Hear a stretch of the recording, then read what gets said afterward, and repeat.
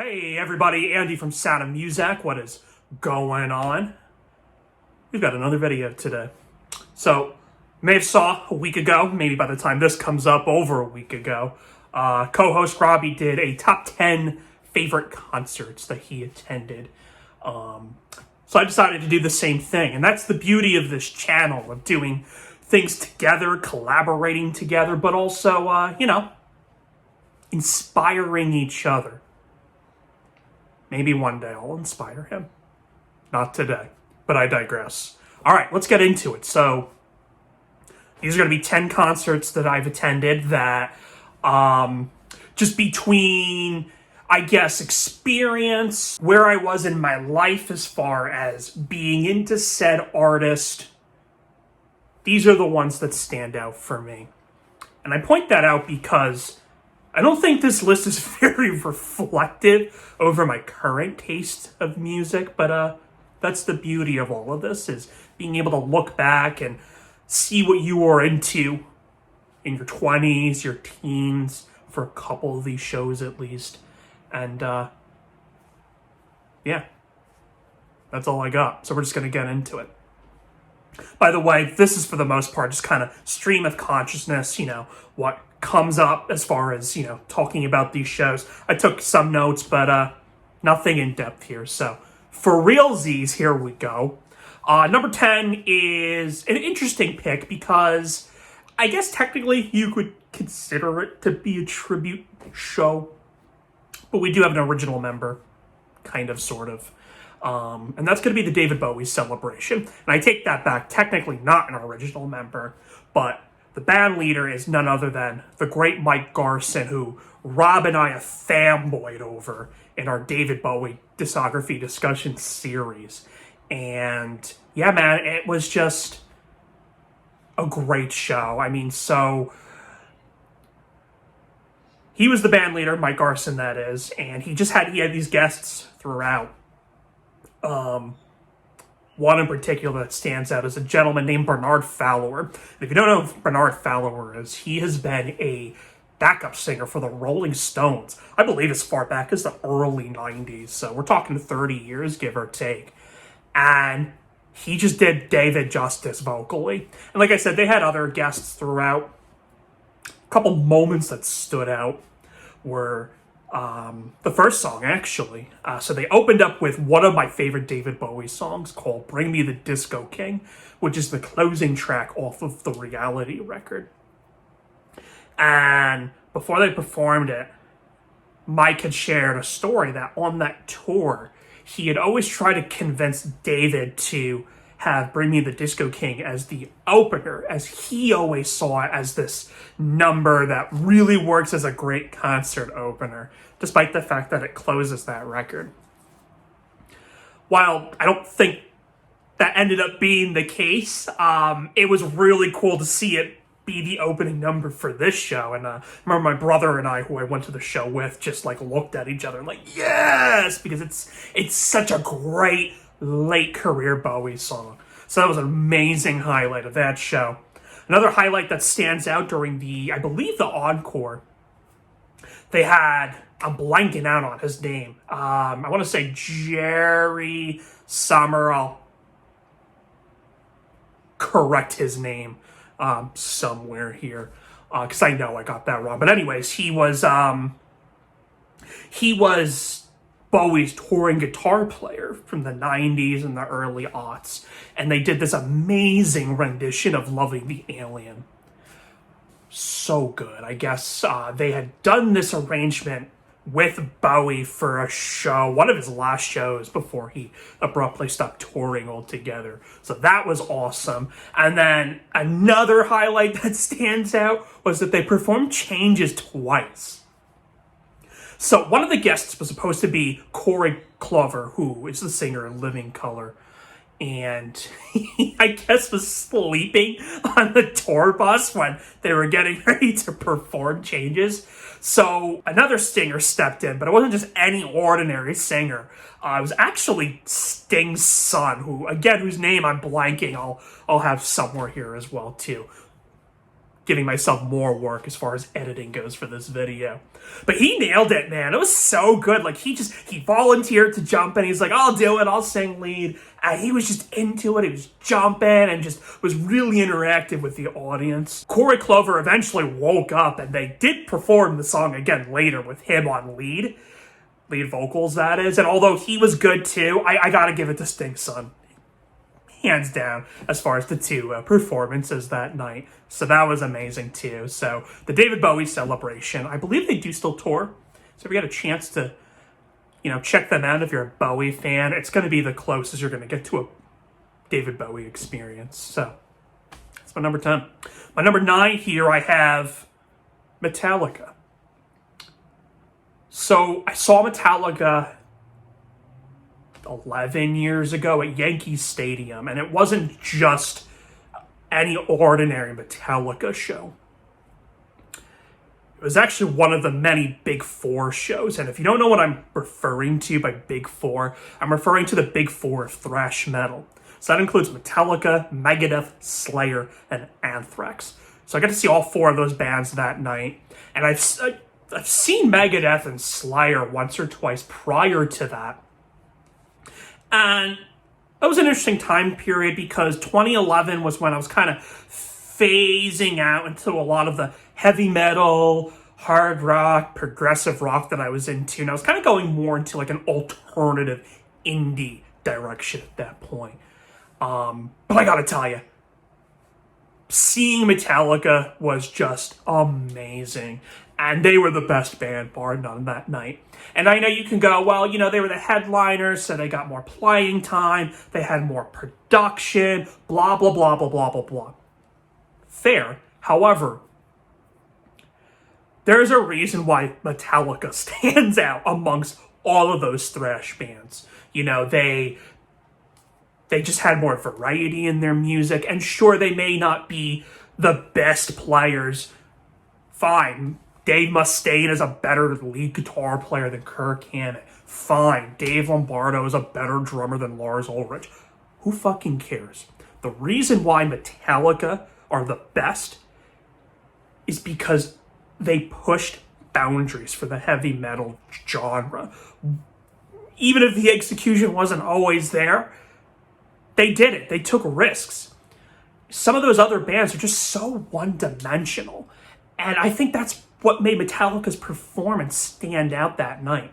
Like I said, the other bands were great. I have this fond memory, I don't know if fond's the right word to use, during Slayer's set. And there was this guy, he was just so drunk. And he was into it, but he was taunting this couple in front of him. And it broke into this fist fight, blood everywhere. It was a little intense. And, metalheads, what else can you say? But Metallica, that's who we're here to talk about. It was a greatest hits set list for the most part, with some superb deep cuts. And that's what you kind of want going to a Metallica show this day and age. I mean, they played, of course, the hits, Master of Puppets, Enter Sandman, but the highlight that night was seeing them perform Orion off the Master of Puppets record, which I believe may have been the first time they had performed it since the 80s. Awesome. The lighting was incredible when they performed it. Everything about that performance was incredible. I have a recording of it somewhere. But, yeah, that was great. And then, they did a cover of Motorhead's Overkill, where they had the other thrash bands come out that night. And so that was really cool as well, too. But, yeah, man, Metallica. Killer show. That's my number 9. Number 8, we have a band that I've been a little critical over to, on this channel, I should say. But they meant so much to me around this period of time when I got to see them. And that's Tool. While I'm, again, not a fan of them these days, seeing them live was an experience unlike anything else. Maybe the closest would be seeing Nine Inch Nails. And I'm referring to the visuals. Again, another individual's name I'm blanking out, but there's this artist that's collaborated with Tool as far back as I believe Lateralis, and his visuals juxtaposed with the music was incredible. It really was. Some highlights for that show, they opened up with one of my favorite Tool songs, a song that if it comes on, I still kick out the jams too, and that's Hooker with a Penis. And that song, if you don't know it, is just a fuck you to a fan that criticized them for selling out. Okay. So that was awesome. They played Sober, an early Tool song, which they don't typically play from what I understand, so that was really neat to see. And then, of course, for me, the highlight would be the song Lateralis. If I were to pick a favorite Tool song, it would still probably be that song. And they actually had the drummer, or at least he was the drummer of the time, at that time, I can talk, of Guns N' Roses. Again, don't know the name and don't really care, to be honest with you. But it was cool that he came out and performed with them. That was neat. So Tool, my number 8. Number 7. Number 7 is a little bit of clumping. Robbie did the same thing for this band. And that would be Rush. So like Rob, I've seen Rush 3 times. All 3 of those shows were the same shows, only I didn't go with him for the 3rd show. I went with some of my friends and both my brothers. But I did see Rush together with him, our mutual friend Dan, and I believe Matt both times as well too. And, you know, look, Rush is another band I'm not as into as I used to be. But even in comparison to bands like Metallica and Tool, Rush is a band that I just hold near and dear to my heart. And that's just between the music, but also just growing up with my friends. I mean, like, Rush was our band that we all came together over. As far as the concerts go, I would say probably seeing them the second time would have been my favorite, which was the 40th anniversary for the Moving Pictures record. So they played all of that album in its entirety, and the rest of the set list was just fan service, and I mean fan service in a good way. Some highlights was they played my favorite Rush instrumental. I'm going to butcher it, La Villa Strangiato. I probably said that wrong, and Rush fans, feel free to call me out in the comments. But another highlight would have been Working Man. Look, I have zero patience when it comes to just guitar shredding, but one of the few times where it was welcomed was that performance of Working Man and Alex Lifeson just shredding away on that guitar. It was just so, lack of a better word, a cliche, epic. It really was. The first time seeing Rush, that is just a period in my life that I will, again, just hold near and dear. We were, I think Rob and Dan would have been 19, 18 at the time, making Matt and I probably 16 and 17. Oh, and our friend Carrie, of course, too, his Rap's sister. We made a whole trip. We saw them at Hershey Park. We went to the park the next day to hit up the roller coasters and all of that. And I don't know if it was just because, you know, we were young and it was like the first thing, even though, you know, I had permission from my parents to go, there was just a sense of rebellion as well, too. Just looking back, it was just a weekend that I will cherish for the rest of my life. Just friends bonding over this gift of music that we all just had this mutual love for. Great set list, too, for that show. But, yeah, Rush is just a band that will always be special, no matter what my feelings towards them are present day. So that's my number 7. Oh, one more sort of Rush-related story I did want to share. This didn't happen on a Rush show, but I remember a few years ago, my brother and I saw Mastodon. I've seen them a couple of times. They're not making this list, but seeing them live was great too. My brother went to like the bathroom or to get food, I don't remember, and he comes back and he's like, because he had a Rush shirt on, and he comes back and he's like, yeah, I ran into this boomer that also had a Rush shirt on, And he goes, "Oh, Rush 2016, I saw them in 83. And it's like, fuck off, dude. What's with you boomers having to brag that you saw these bands during their heyday, blah, blah, blah, blah. Listen, man, I saw Rush in '08 and in 2010, and they were incredible, so fuck off. You boomers, you're so entitled. That's my rant. Number 7, Rush. Number 6. This was a really, really interesting show. And this was with the Flaming Lips and Weezer. And it was a co-headlining show, but it wasn't unlike your typical co-headlining show. I went to the show with my buddy Kevin, and at the time, we went into it as separate fans. So he was a big Weezer fan, and I was a big Flaming Lips fan.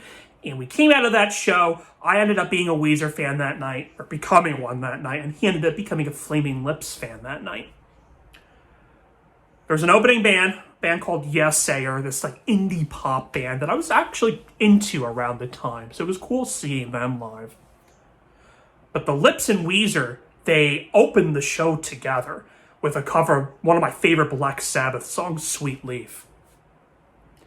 Afterwards, Weezer left the stage and it went into the Flaming Lips song Warm Mountain, and it was such a cool transition going from Sweet Leaf to Warm Mountain off the Embryonic record, which that was the tour that they were on at the time, one of my favorite Lips record, Embryonic. If you don't know that one, check it out. It's just all over the place. Anyways, so the Lips did a few songs, left the stage, Weezer comes out, perform a few songs, leave, Lips come back. This goes on several times, and then they do the encore together as well, too. They did Weezer's Undone the Sweater song together, and She Don't Use Jelly together, which is, of course, is by the Flaming Lips. Unique experience, unique show. It was funny, though, because it was very clear that my buddy Kevin and I may have been the only ones that were into it. It was very clear that this was a Weezer audience, and whenever the Flaming Lips performed, you could just tell the crowd just wasn't into it. And I remember Wayne Coyne even saying that this was an experiment that the two bands were doing with hope of doing more shows like this together. Fun fact, they did one other show together and then it never happened. Further proving my point that most of the crowd were just not into it. But again, my buddy Kevin and I, we thought it was the coolest fucking thing ever. So that's my number 6. What else do we have here? Number 5. Number 5 is a special one for me too. And that was seeing Brian Wilson live. So I've seen Brian Wilson live twice, and both shows were spectacular. The first show in particular, performing one of my favorite Beach Boys songs, Heroes and Villains. But it's the second show that I want to highlight amongst the two. You may recall in my 1966 Top 10 video, and the video Robbie and I did together where we talked about our favorite records, I talked about my experience seeing Brian Wilson live. So I won't get into it here too much. I'll give the nutshell version. And that was my fiance and I, we saw him together, and we had planned a whole trip around the show. Initially, we were going to see him in Boston. I forget the name of the venue. But we were going to see him in Boston. He was performing Pet Sounds in its entirety, which is my favorite album of all time, with an orchestra. And if you know that record, it's very, very orchestrated. So seeing that with an orchestra would have just really enhanced the experience. We weren't able to get tickets for that show, long story short. We still did the trip. That trip is where I actually got my copy of Pet Sounds on vinyl and the 50th anniversary CD box set as well. Still caught a show on that tour in PA, and although we didn't have the orchestra backing up the live band, still seeing Pet Sounds performed in its entirety was just immersive. Now, look, Brian has been past his peak vocally for 35, 40 years now. To the point where those high notes had to be done by none other than Al Jardine's son, Matt Jardine. Also, Al Jardine has been part of the Brian Wilson touring band for at least a decade now. So we got another original Beach Boy member. We got a Beach Boy member's son hitting those high Brian Wilson, Carl Wilson falsettos. And it was still fucking great. It was so good. And look, I think there's something to say, despite Brian not being top-notch vocally, there's something about seeing an older, gruffled Brian Wilson performing these songs that he had wrote and sung 50 plus years ago. It kind of reminds me of when Joni Mitchell re-recorded her iconic song Both Sides Now. Something about listening to the original 60s version and then the version she did in the early 2000s. Same song, same lyrical themes, but vocally it just brings out a new, I don't know, almost like a new interpretation of the song. And that's what I felt seeing Pet Sounds, was this man looking back on where he was at in life in the mid to late 60s and, I don't know, coming about it with a new perspective. That's the feeling I got walking out of that show. It really was an incredible performance. Seeing my favorite record live by probably my favorite musician, and that, of course, is Brian Wilson. So that's my number 5. So how do you top that with 4 more shows? Well, I'm going to tell you with my number 4, seeing The Who live. Listen, I'm with The Who diehards. Is it really The Who without Keith Moon and John Entwistle? No, probably not. With that being said, they were incredible that night. We saw them at the Garden back in 2016, and we were supposed to see them the year prior. I think they had to cancel, something to do with Roger. I think he had laryngitis or something. I don't remember. But it paid off having to wait a year because vocally, Roger was on point that night. And look, as far as the set list goes, it was a greatest hits. Don't get me wrong. But when you're seeing The Who in this day and age with only 50% of the OG members, that's all you need, with a few deep cuts sort of swept in there, such as The One and The Real Me, both some of my favorite tracks off the overrated Quadrophenia record. But I digress. I think a highlight for me was not only seeing my favorite Who song performed, and that, of course, is I Can See for Miles, but for Pete Townsend to get on mic and say, "Doesn't Roger sound fucking great tonight?" was just the coolest thing ever, especially when you take into account the history between those two guys. You know, it's no secret that they still to this day butt heads, but the fact that they're able to perform together, the fact that Pete was able to get on mic and compliment Roger, and it was so true. I can't emphasize that enough, just how on point Roger Daltrey was that night. Again, another song that I find overrated, Love Reign Over Me, he was hitting those notes. Hitting those fucking notes. It was so good. I tip my hat off to Roger Daltrey, I really do. They performed The Kids All Right as well, another favorite Who song. Again, for the most part, it was the greatest hits, but that's what you want to see, like I said, with The Who. Another interesting fun fact about that show was we saw them at Madison Square Garden. And this was just shortly after David Bowie had passed away. And while they didn't do Bowie covers, they had this really nice tribute in between the sets. So this would have been during intermission, just images of David and some fun facts that tied into Bowie and The Who. I guess apparently Bowie would always catch The Who whenever they performed at Madison Square Garden. So this is something Cass and I always talk about, that if we had saw them in 2015, like it was originally intended, would have Bowie been there?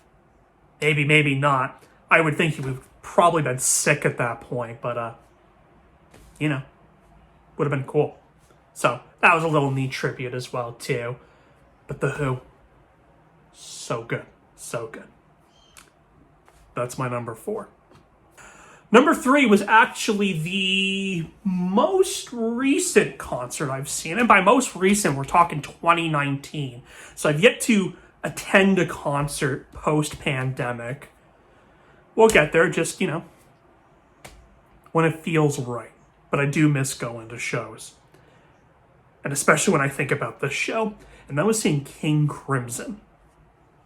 If you've been following this channel since the very beginning, King Crimson is the origin to this channel. King Crimson is just a band that Robbie and I mutually love. And kind of like The Who, it was a greatest hits. And maybe greatest hits wouldn't be the right way to phrase it there, as Crimson didn't have very many greatest hits, but their most well-known songs, with, again, a few deep cuts thrown in. They performed Erotica, they performed Islands, one of my favorite Crimson songs, and Discipline off of the Discipline record. The highlight, honestly, was seeing Starless. It was so cool when they were performing the song and just the lights turning red and flashing during the instrumental breakdown. Again, not over-the-top production, but it just added to the intensity of that song. Another highlight was seeing the song Cat Food, and I'm laughing because, if you've been following us since the beginning, that's a song I've been critical over, but has grown over time. But I do remember my brother and I just turning and laughing when they went into that song, because it's just such a goofy song. But again, it's a song that's grown on me over the years. It was the set list, a great overview of the band's career. And if you're familiar with King Crimson, you know that they're kind of all over the place, both in terms of the music and the lineup. But it was a phenomenal show. I'm glad I got to see them. I can talk.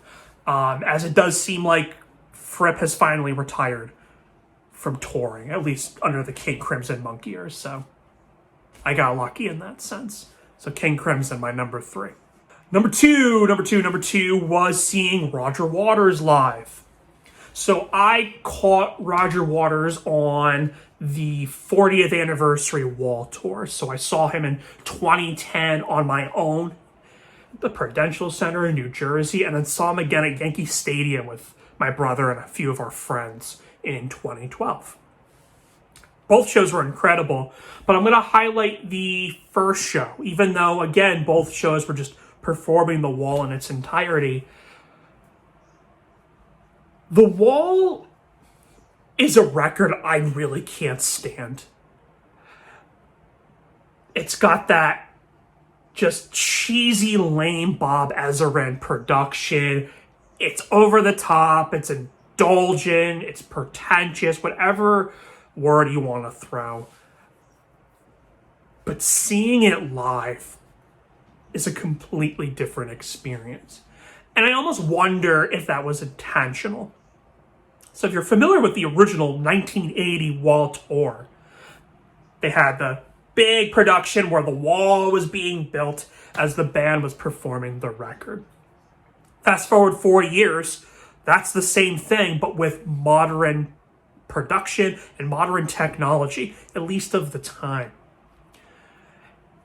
Seeing The Wall is almost like borderline seeing, or watching, I should say, a musical, which I'm not a musical fan myself, but that's the best comparison that I can make. So it really does enhance the experience. Roger, I felt, had a really good touring band. I know Rob was talking about in his top 10 that when he saw Roger Waters, he wasn't into the rendition of Comfortably Numb. I don't know if they were switching it up, if they were performing it differently. Don't know. I haven't watched any performances from that tour. I thought it was phenomenal when I saw him both times. Yeah, of course you have a missing David Gilmour, but it still stayed true, at least to that original song. And the guitar player, who I couldn't tell you his name, I do feel did the song justice, both vocally and the guitar playing as well, too. So I thought it was great.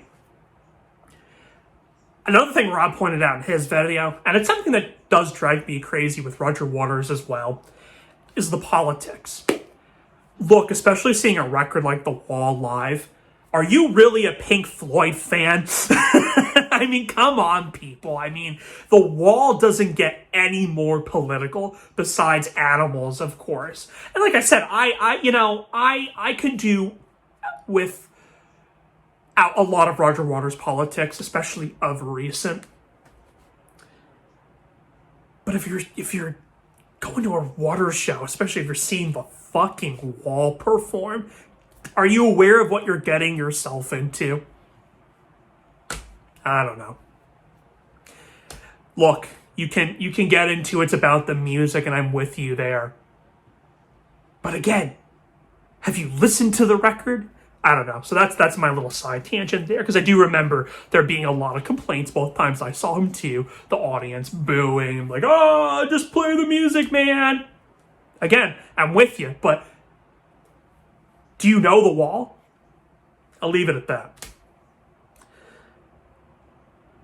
Despite the fact, again, not being a fan of that record, seeing it performed live, seeing it with the production, keeping true to the original tour, but with, again, today's technology, incredible. So that's my number 2, Roger Waters. My number 1 favorite concert would be seeing one of my favorite bands. They were probably my favorite band at the time.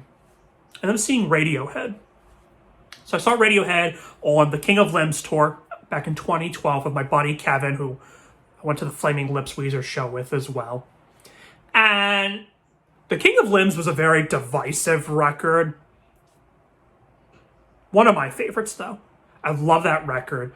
It is a very divisive record, and I know for a lot of Head fans, that's not a tour that's looked back upon. But I gotta tell you, it was amazing. The set list was spot on. Seeing Kid A, the title track off the Kid A record, performed live with Tom doing the modulated vocals was amazing. Separator, the closing track off the King of Limbs record, was still one of my favorite Radiohead songs. That was great seeing live. But there are 2 performances that stand out for me. One, seeing Pyramid Song off of the Amnesiac album being performed. That's a song, whenever I listen to it, I just shut the rest of the world off, and all of my focus is on the performance of that song.